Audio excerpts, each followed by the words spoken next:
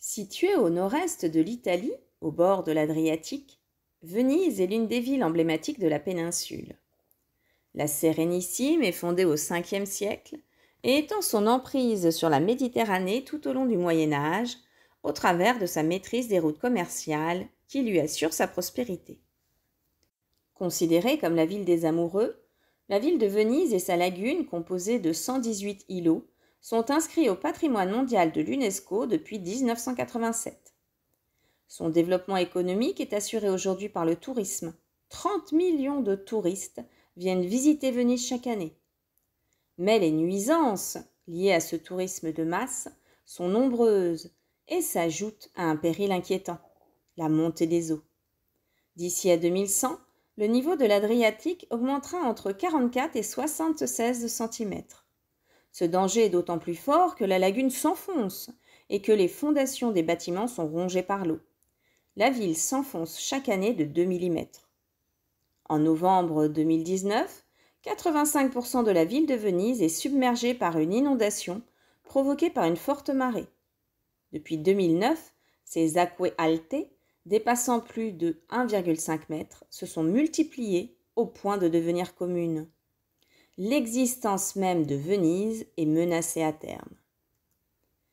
En 2020, le projet MOSE, lancé en 2003, est mis en service. Ce module expérimental électromécanique fonctionne avec des digues fixées au fond des embouchures de la lagune et se soulève en cas de marée exceptionnelle, empêchant ainsi l'eau de rentrer dans la lagune. Si ce système doit protéger Venise des inondations, il coûte cher. Chaque utilisation a un coût compris entre 150 000 et 300 000 euros pour l'électricité et les salaires. De plus, lorsque le système est activé, les eaux usées rejetées dans la lagune se retrouvent bloquées. Ce projet présente aussi de graves risques environnementaux pour les marais d'eau salée de la lagune.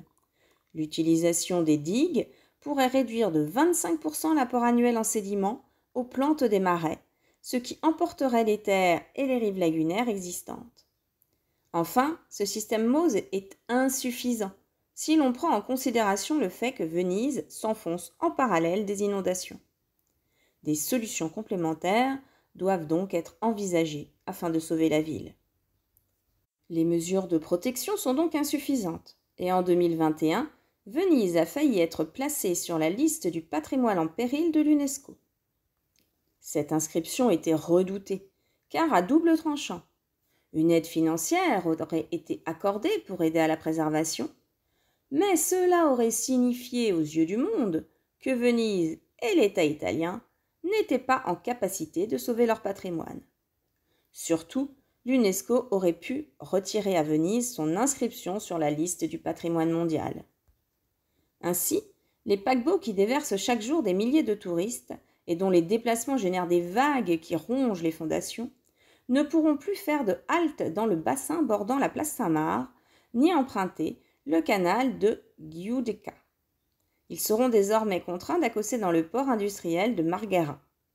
Cette interdiction ne concerne cependant que les bateaux de plus de 25 000 tonnes de jauge brute et de plus de 180 mètres de long, autorisant les navires de croisière transportant jusqu'à 200 passagers à emprunter l'itinéraire traditionnel. Le flot de touristes qui se déverse sur Venise est considérable. Aujourd'hui, le nombre de touristes journaliers dépasse le nombre de locaux. Ceux-ci ont du mal à se déplacer entre encombrements et transports publics surchargés.